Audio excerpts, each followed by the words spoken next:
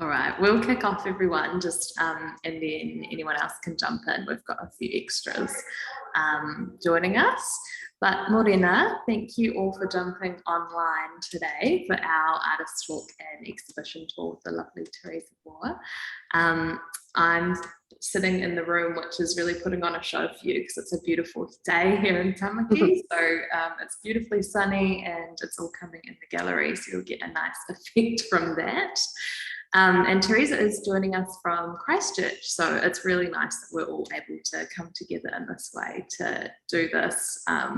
It's a bit of a new model, and we'll see how it goes. But we trialed it out with a different exhibition we had previously, and they all assured me that they could see everything really well.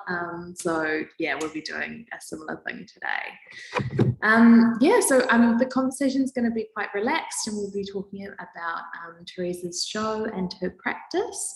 So her solo exhibition, A Dim Purple Kind of Smell, is in Gallery 1 of the Homestead, which is here at Corban Estate Art Centre. And as I said, I'll kind of pan the camera around while Theresa talks to the works in a bit more detail. And then we'll open up for any questions anyone has to at the end.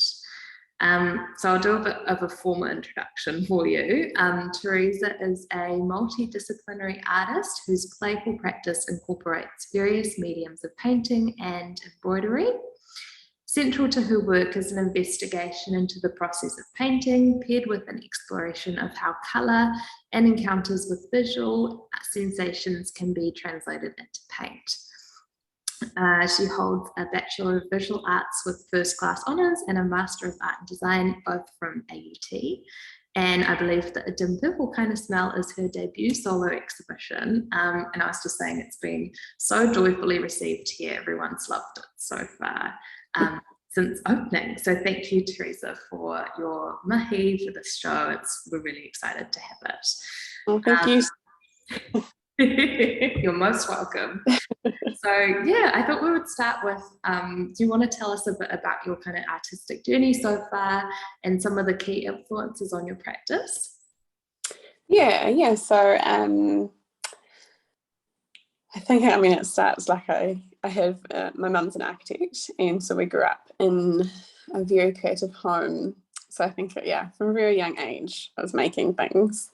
And so it was a very easy decision to decide to go and study painting at AUT. So I think, just having that just framework to start with,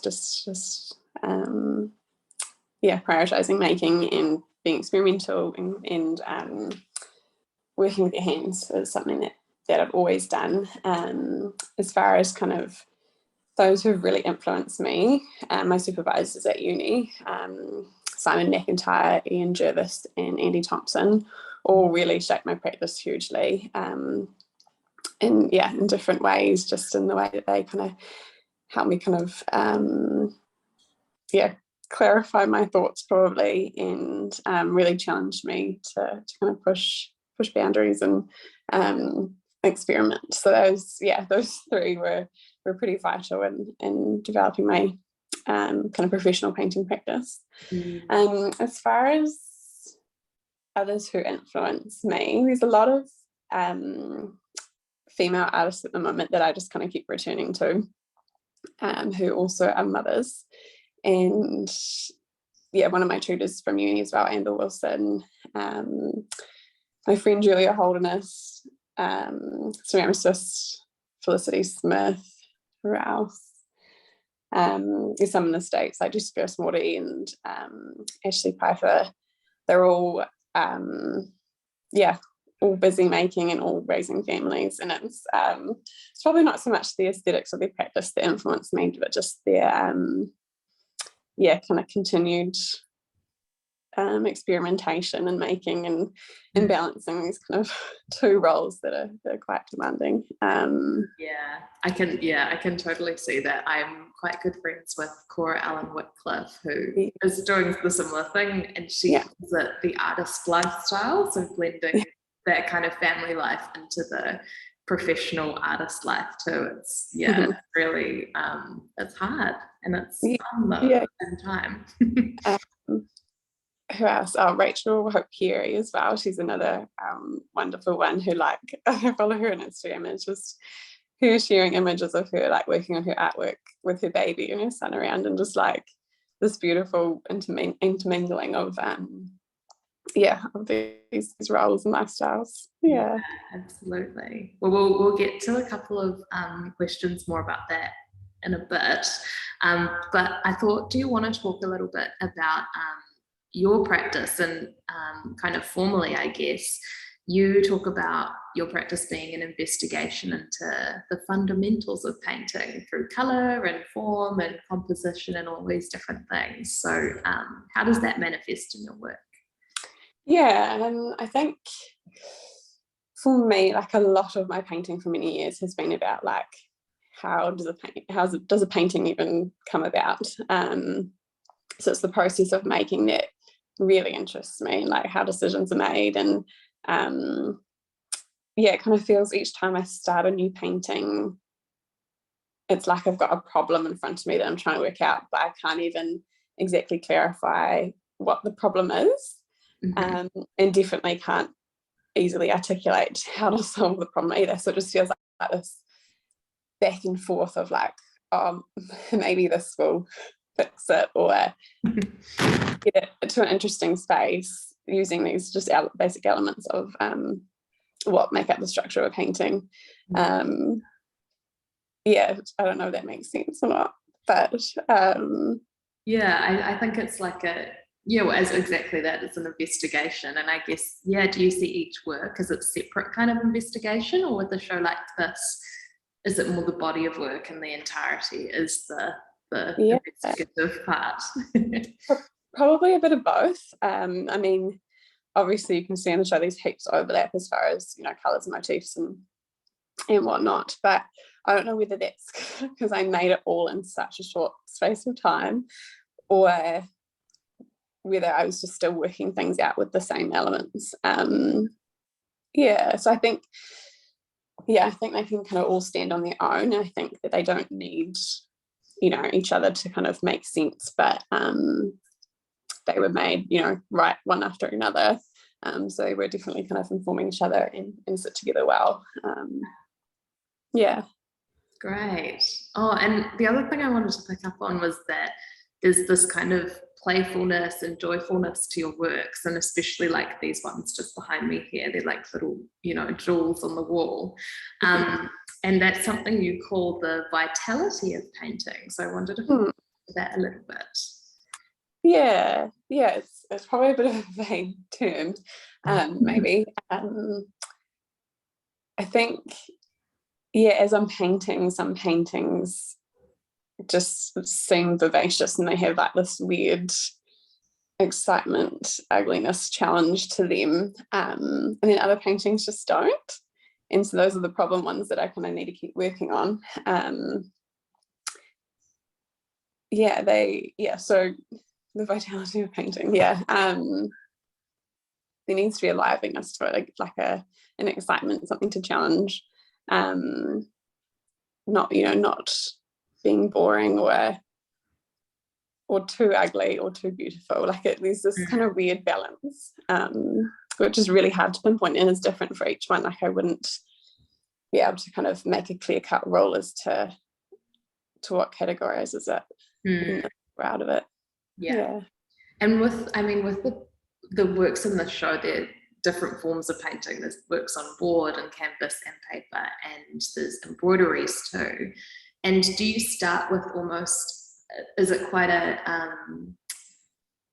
natural process? Do you start with like a kind of detailed sketch, or is it more of something that just kind of happens on the chosen canvas? It again depends a wee bit. So with embroideries, like I do need to plan a bit more. So I might kind of sketch out the shapes once I've got kind of the base fabric ready. Because then I'm only working kind of a small patch at a time in the hoop. So I don't get to see the overall, whereas like the ones on panel and the canvases as well, they would just be worked on stage by stage, and I wouldn't know kind of what would be coming next. The works on paper are probably nice in between of having some sketched out, but also just a flexibility at each stage to adjust or kind of layer up differently. Yeah, and that's so interesting because when we do walk around, I'll try my best to show you all the detail because it's incredible. So that's really interesting that some of them are more of a kind of organic process where it's just stage by stage through the painting. So speaking of just the works, I wanted to touch on this beautiful kind of intimate scale, and I think lots of them are so intense and they really kind of draw you in, just this concentration of shape and color and form. So I think that's symptomatic of your coffee table studio, as you call it, from home. So I wondered if you could tell us about how the works and your practice fits into your life at home with your family. So I had my firstborn a couple of years ago and took basically just some time off painting as I adjusted to that, and when I found I was ready to paint again, I didn't have anywhere to paint. We had flatmates living with us, and the evenings when Atlas was asleep, he was in our bedroom, so I literally had to be working on our coffee table. And so I quite affectionately referred to it as my coffee table studio. So that determines a lot, just being limited on space. By the end of the show, I did have a wee desk set up in our spare room, so that helped. I could do the paper actual table studio. So I mean, space wise, I'm having to work on little works, and then also, I mean, just time wise too, little works are quicker to make, quicker to dry, easier to kind of tuck out of reach and stuff like that.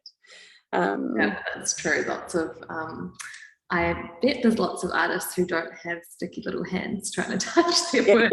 So that's literally one of the, I can't remember which one of the paperworks I had to paint over like a smudge that Atlas got on the page from like something like that. So they've very much existed alongside us in our lives. It's almost collaborative, isn't it? And I really liked, because I'd work on them at night, and then often with the panel ones I'd put them up on my windowsill during the day to look at in between doing things, and because of the nighttime light, the colors always were different in the day, and so I'd have to kind of really stare at them for a bit, just in short little bursts, but it felt like I was looking at the paintings, they were watching us, and then I go and work on the painting that night and then put it back up, and I'm currently pregnant, so it felt like we were both kind of growing and changing and shifting at the same time, which was just quite a nice little thought, that these paintings can have a life of their own.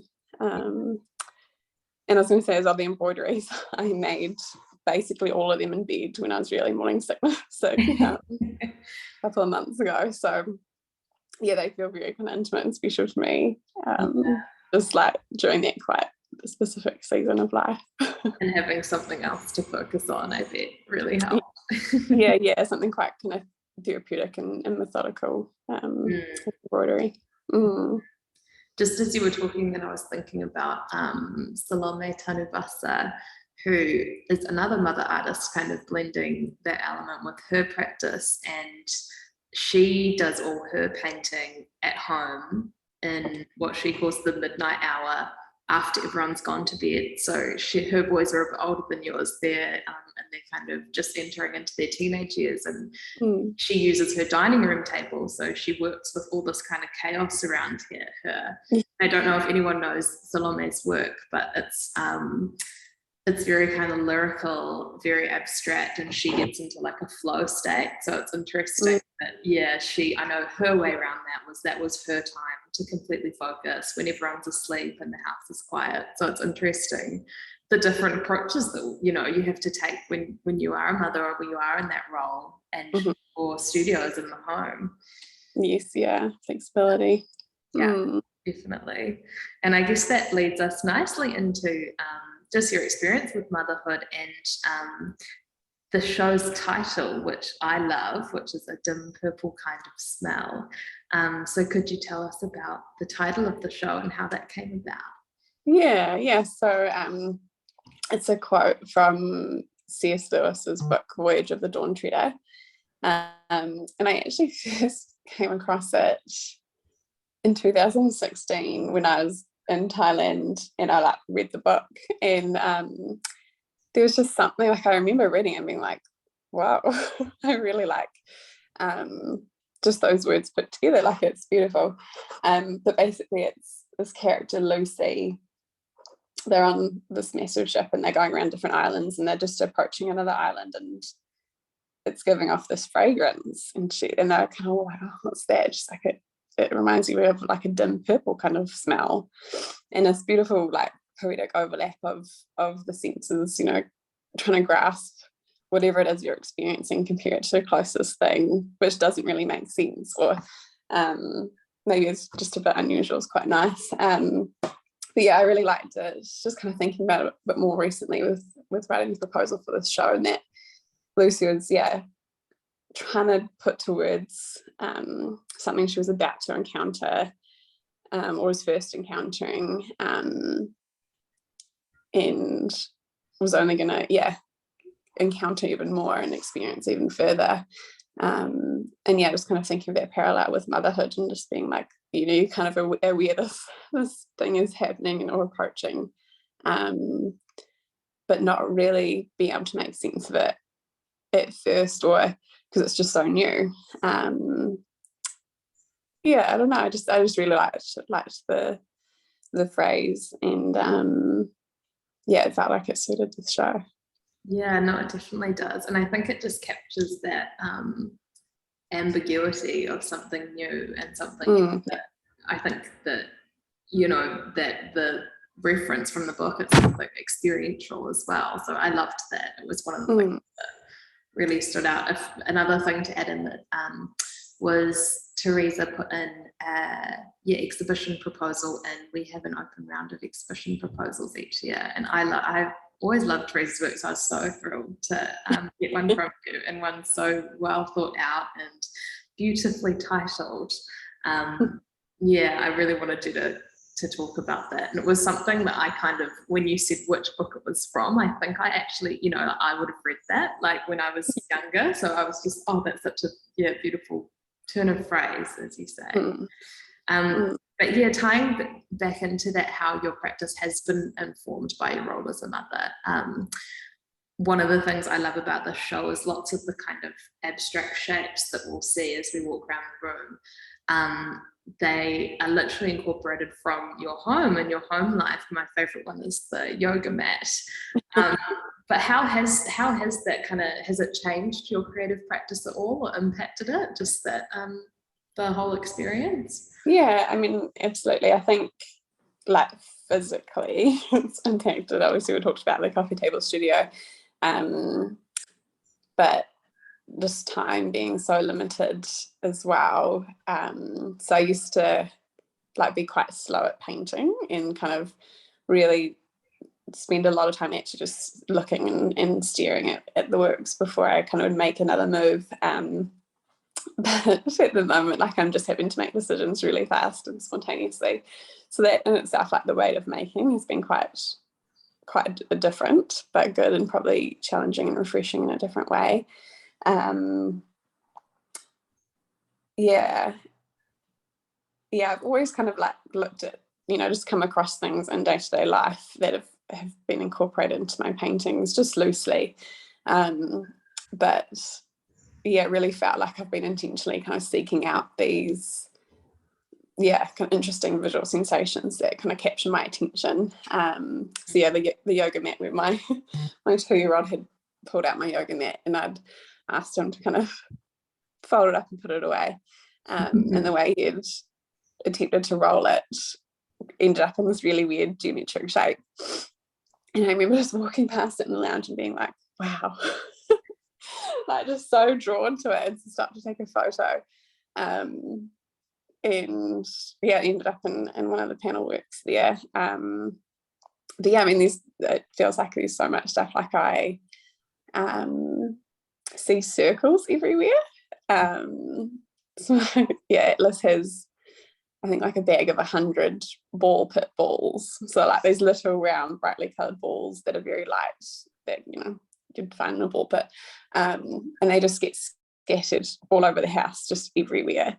And every day I feel like I'm collecting them up and trying to put them away. But I remember one day just coming into the lounge and just seeing them like just so evenly dispersed over the floor and being like, oh, but that's actually really interesting.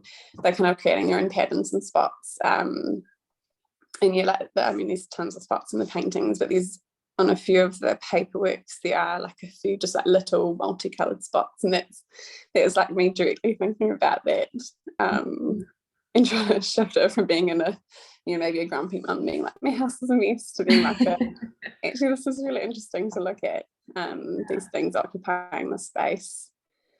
And then, yeah, like I mean, bright colors, like there's so many toys and stuff that we play with, or you know, crayons that we're using day to day that are just these really intense, beautiful colors. And I always opt for those over like the well curated kind of neutral kind of stuff. So they, yeah, you know, like they kind of occupy our house, and they're on the forefront of my mind quite often. Yeah, I love that. It's such a specific visual language that once you hear that and hear you talk about that, you do see, like, you know, and when you walk around the room, you can see, oh yeah, that looks like, you know, a shape plucked from a pile of washing, or yeah, that looks like a tea towel that's been left, you know, on the floor or something. It's a really beautiful kind of layer to put on your works, I think. That really, yeah, is a really beautiful way of reading them in the room. And talking about that, I mean, you've got some fantastic titles on your work. You're in a master work titler. Like these, this grid of works is called How It Slid and Stayed, and other fantastic titles. So where do they come from? Do they? Yeah, it's funny that you, I'm glad that you enjoyed the titles, because I find it so hard to title things. It doesn't look like it. Yeah, like all the titles in the show either refer to something that like sparked interest in the painting, or just something that was going on in our household at the time. So that, yeah, the panel works, How It Slid and Stayed, comes from bath mats. So for a long time we realized that when I was putting my son to sleep, he just wouldn't go to bed, but he'd go to bed for my husband. So I would do bath and then Alex would do bed. And for like months we were doing this routine, and so I'd be sitting on the bath mat bathing my son, and then by the end of it the bath mat would get really skewed and like in an odd shape. And I just every day I was like, oh, I wonder what shape it'll be tonight. And so I just took photographs for a few months of how the bath mat slid around and ended up with staying in this shape. So that series kind of started from that point of like, I have this catalogue of these weird shapes that totally, you know, uncontrolled, organic, random, but interesting to me for some reason. So not all the paintings have a bath mat in them, but that's just kind of what triggered the thought for that series. And yeah, I feel like maybe you'll be able to look and see a few in there, but yeah, that's where that title comes from. Other ones, like one of the embroideries just before you, pink one, like I think I'd finished or was just finishing up making just before I found out I was pregnant. So like that one feels really special to me. And then one of the paperworks, the Green Dolphin Pub. I was listening to a podcast while I was painting it that mentioned this Green Dolphin Pub, and I just thought it was what a name for a pub. Yeah. Oh, great. And I love that. I was just, when you were saying that about the bath mat and thinking about the yoga mat, and that you can see those kind of organic shapes.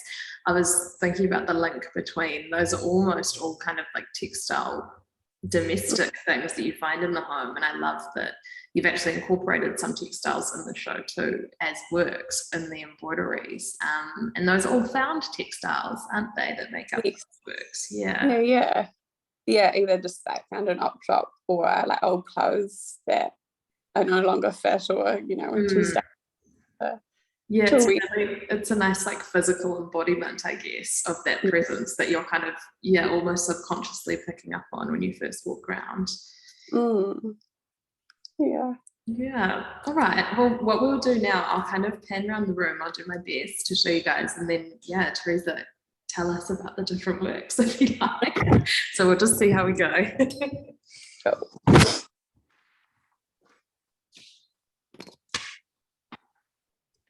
We've just got the door shut at the moment, but this is the space. So you come in over here, see the beautiful room. You can see just my little setup over there. So we'll start over here with there's 2 canvas works in the show. Yes, those canvas works were like the first and the last paintings I did. I haven't worked on canvas in a long time, so it felt like a bit of adjustment, just getting used to the texture again and the slight bounce that kind of happens when you're working on it. But this green one, I like 2 days before I had to post everything, I just painted over the painting that was already there. Because I just it just wasn't like, it was a very problematic painting, it just wasn't happening. And then just literally the night before I finished that. And I like with the grid on there, I was thinking about like the very casual kind of patchwork in some of my embroideries, and just kind of in my mind linking it to those, and just the way that the kind of the fabric warps, the way it's stretched. This paperwork in the middle, so this could go either way, couldn't it? So it could be horizontal or vertical. I think I ended up just working on it kind of horizontally, and just started making sense in my mind, hanging it that way. But you can see like the wee different coloured spots on that. Thinking about the balls all over the lounge floor. Yeah, I'm going to look at that very differently now. And then you in all like the little old secrets. And these are the beautiful cluster of embroidered works. Yes, they feel quite like experimental to me. I did like a lot of embroidery at art school, so it feels like a nice return to embroidery, this medium that I got really familiar with for quite some time. But I've kind of been viewing them as like an extension of painting. How can I kind of paint with thread? So they feel quite nice. These bits as well, you can definitely see the link with that kind of patterning in your paintings. It's a really beautiful effect. They're fun to do, and like very practical to do around my life, and that you can kind of pick up embroidery and work on it and then put it down at a moment's notice, and it's not gonna easily unravel or make too much of a mess, or you can kind of just pop it back in the bag. So it's like a medium that's fit in really well. And then we've got the 3 other works on paper, which now I can see all those kind of coloured balls you were talking about. I'm thinking of them so differently now. And some of the shapes in there are from like when I was cutting up the fabric for the embroideries, and just the way that the fabric had kind of fallen on the table or the floor, overlapped and whatnot. Particularly those 2 there, just like these weird kind of kind of shapes. So they feel like, in my mind, they've got a nice link to the embroideries just through that. Yeah, no, you can definitely see that. And then if I pan back around, so that's kind of the room. We've also got the doors usually open, but the light is doing something very beautiful to these little gems over here. So this is the How It Slid and Stayed series. I'll just kind of center them. Yeah, are there any particular, I know this one, the center one here was the one we were talking about with the kind of yoga mat folded over. Are there any particular other shapes in these? The one next to it would have that's a bath mat shape. And actually the one on the other side of it too, that's also like a bath mat shape. So they're funny wee things. And I'm kind of making up my own patterns for it. Yeah, like the color is so intense in these as well. Like I don't know if it's coming up as well on camera, but such a beautiful effect on board, I think. Yeah, no, I really like working on panel. I'm trying to think. Yeah, these ones are weird because I spent a lot of time on them, but worked on them primarily at night, and often in the morning I'd be like, whoa, that color is not doing what I thought it was doing, but like that's kind of weird and nice. So they felt like a good challenge to make. And some of them like really feel vivacious and exciting to me, and some of them like, oh, if I'd had a bit more time I would have kept working on them or something. And I don't know if it's coming up on camera, but like this one, you've put a whole lot of clear kind of varnish splotches. Yeah, so that's the varnish, is it? Yeah. So I really, I was actually working with a new paint with these ones that's quite opaque and matte, like the gouache and on the paperworks. And so I like to kind of just play a wee bit with kind of the matte and the gloss, just the nature of the paints that I was working with, and then kind of extending that with wee moments of really glossy varnish or really matte varnish. Beautiful. Yeah, they're so it's interesting because it adds just to that kind of tactile element that you get with the embroidery works too.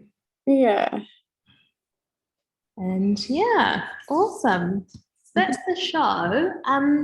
I guess we'll open it up for if anyone's got questions, or again, if there's any specific works you want to see in detail again, I'm more than happy to show you.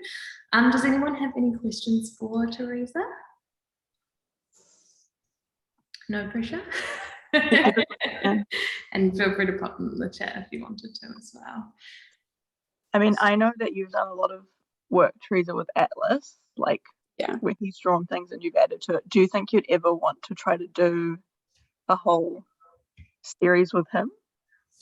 I think I had thought that we might, like Atlas and I might collaborate a wee bit. And we actually started, I don't know if I should say this, but we started to on the blue canvas work. So what's the title of that one? I'm trying to remember. I tried and so did you, or something like that. Yeah, no, it's that is the title. So he, like the first, maybe like the second layer, I got him to do a bit of painting, and then I was like, oh no, I can't work with this.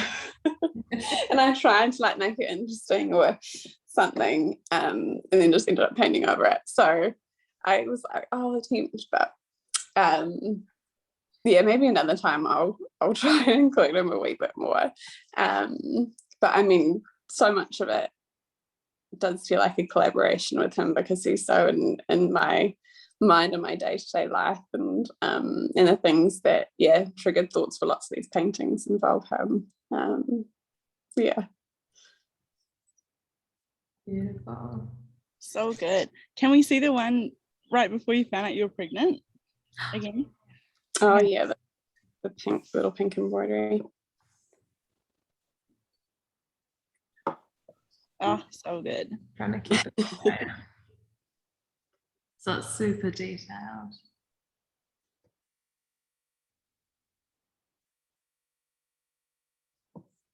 I have no idea if the Zoom camera actually shows you detail or not. So, No, you can see it. Do you have a least favorite and favorite, Theresa? I don't know if I should say. I mean, my favorite painting is that yoga mat painting. Yeah, like to the point where I was like, oh, maybe I shouldn't put that for sale. just something about it. Just really, I'm really drawn to. I won't say the one that I don't like because it just feels mean to that painting. But yeah, I mean, I feel like just the nature of abstract painting, like it's how do you decide when anything's finished? So yeah, there's ones where I'm like, oh, maybe I'm not super excited about them now, but if I continue to work on them, like maybe that'd become my favorite painting. Yeah, it's just one of those things where like at some stage you have to be like, okay, it's finished. Yeah, and whether I'm happy with it or not at that point is a whole other factor. Kat Fuchs talks a lot about that with her works as well, which are these incredibly, if doesn't know her work, there's like sculptural kind of really tactile paintings and literal sculptures that are just layers and layers and layers of color and objects. And I remember asking her, you know, that same question of when do you know when to stop? And she just said, I don't know, I just know. So I think it's this instinctual kind of thing. And I think a lot of painters would say that as well, and just being like, at some stage, like it comes right. You know, the problem's solved, or it just is done. And sometimes that's deadline influenced, and other times it just is what it is. Yeah. Great. Are there any extra questions? And if not, I think we're all wrapped up, but thank you so much, Theresa, for joining us online. If anyone is in Tamaki or you would like to recommend the show to anyone, it's on until the 29th of May, so we've still got about 3 more weeks. And you can also find images and the text and a catalogue of the works that are for sale on the Corbyn's website as well. But yeah, thank you all so much for popping on this morning. I don't know what happened to other attendees, but that's what happens on Saturday nights. Yeah, might have their kids, to be honest. Yeah. But yeah, thank you all so much. And thank you, Theresa, again. Thank you. Cool. Thanks all. We'll hope to see you again soon. Yeah.